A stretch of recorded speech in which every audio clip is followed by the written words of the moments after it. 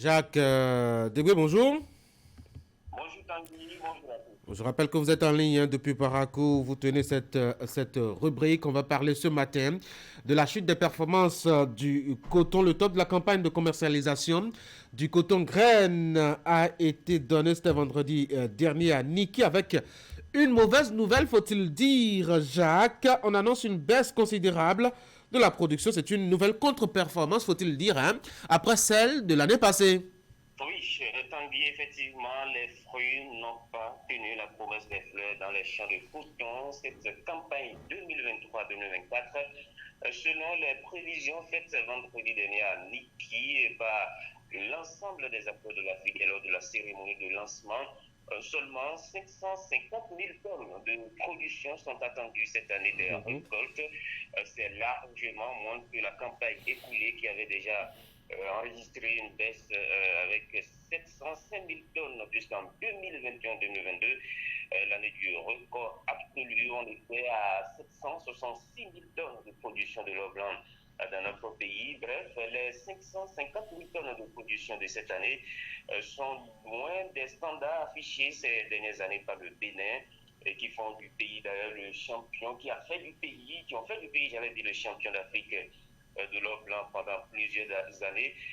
Tenez, depuis 2016, il est arrivé au pouvoir du président Patrice Talon qui a impulsé une nouvelle dynamique à la filière. Le Bénin n'a fait qu'améliorer ses rendements d'année en année, passant de 451 000 tonnes en 2016-2017 à 766 000 tonnes en 2021-2022 pour retrouver donc les traces d'une production en dessous de 750 000 tonnes.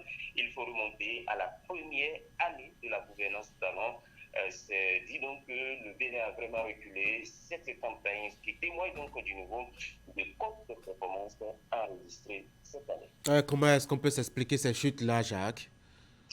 À l'heure du diagnostic, il faut dire que plusieurs causes sont avancées. D'abord, les caprices pluviométriques qui ont véritablement perturbé les semis en début de campagne. Le ministre de l'Agriculture, Gaston Kossi de Souris, a aussi évoqué une nouvelle espèce de jacide très agressive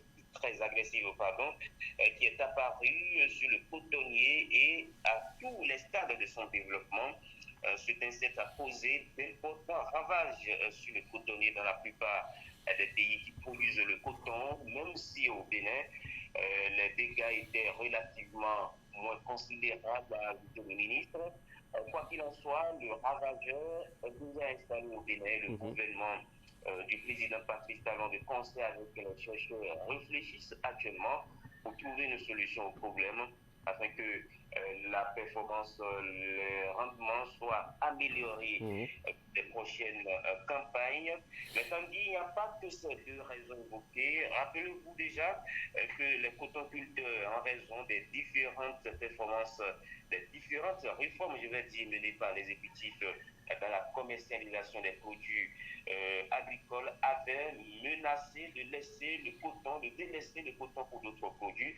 Eh bien, ils ont visiblement mis en application cette menace. Et d'ailleurs, le président des cotoculteurs nous a confirmé l'information, Gani Badou Damon, puisque c'est de lui qu'il s'agit dans une interview à nous accorder, a aussi cité le nouvel engrais SSP qui n'est pas du goût des agriculteurs, un engrais qu'ils ne maîtrisent pas trop et qui étaient plutôt habitués à l'engrais NPK lors des campagnes écoulées. Voilà donc autant de raisons qui expliquent cette dégringolade, si on peut l'indiquer ainsi, du Bénin dans la production cotonnière depuis maintenant 2 ans.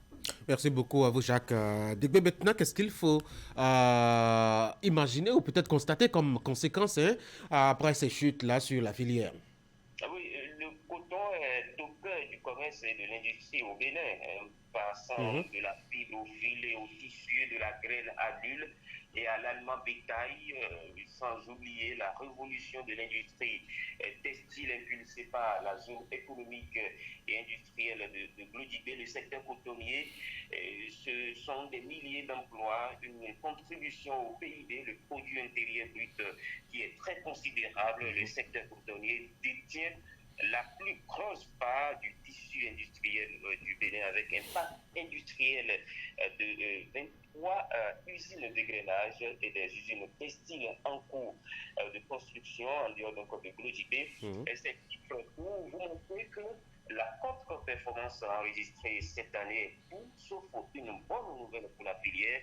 Le Bénin, sans nul doute, va aussi perdre sa place de premier producteur de coton sur le continent parce qu'il y a des pays de très grands producteurs qui sont à la fuite, tels que le Mali, le Burkina Faso ou encore la Côte d'Ivoire. Bon à savoir au Tanguy, la filière coton représente environ 45% des recettes fiscales, génère plus de 40% des emplois en milieu rural et fait vivre environ 50% de la population béninoise. Vous aurez certainement fait l'observation pendant la campagne, c'est toute l'économie pratiquement qui tourne. Vous avez les bonnes dames qui vendent au marché, vous avez les transporteurs, vous avez les égreneurs, vous avez les cotonculteurs, eux-mêmes le gouvernement donc, qui tire les recettes fiscales et les bénéfices de cette filière-là. Une contre-performance, une baisse de la production n'est pas une bonne nouvelle pour la filière. Ben voilà tout le contour fin de l'état actuel de la filière, des conséquences que cela peut avoir sur l'économie nationale et au niveau de la bonne santé mentale, morale des acteurs directs et indirects, parce que justement, quand on est en difficulté financière, on n'est pas toujours en bonne santé mentale. Hein. Mais Jacques Degbé, qu'est-ce qu'il faut faire pour remonter la pente? Il faut dire que j'étais vendredi dernier, Tanguy, à la cérémonie de lancement en Niki, et rarement j'ai vu le ministre de l'Agriculture avec cette mauvaise mine. Gaston Dossoui, qui d'habitude est de nature humoristique, en griffin, a plutôt perdu son sourire habituel vendredi dernier. Il appelle toute l'interprofession à se remobiliser pour corriger le tir. On va certainement le suivre tout à l'heure.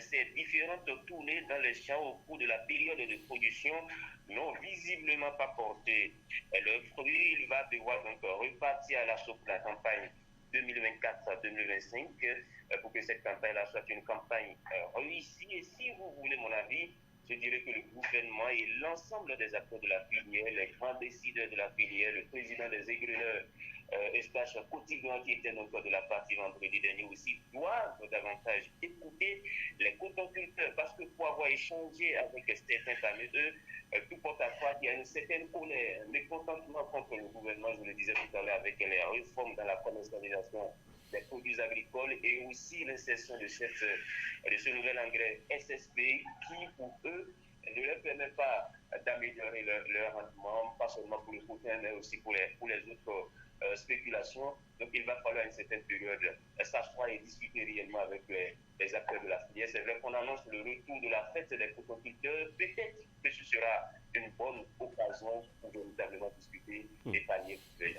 Ça fait quand même quelques pistes de solutions hein, pour davantage booster à la fois la volonté, la productivité et ralentir les effets néfastes des éléments connexes que vous aviez cités dans votre explication tout à l'heure. On devrait suivre Gaston Dossoui, le ministre en charge de l'agriculture, mais quelques soucis avec la technique. Certainement qu'on va le repêcher peut-être pour les éditions de journal télévisé, notamment de la mi-journée. Jacques, merci beaucoup d'avoir été en ligne. Merci Tanguy et très bonne journée à Cotonou. Bonne journée à Parakou. Retour donc à Cotonou comme annoncé par Jacques Degbé. Voici la pause maintenant.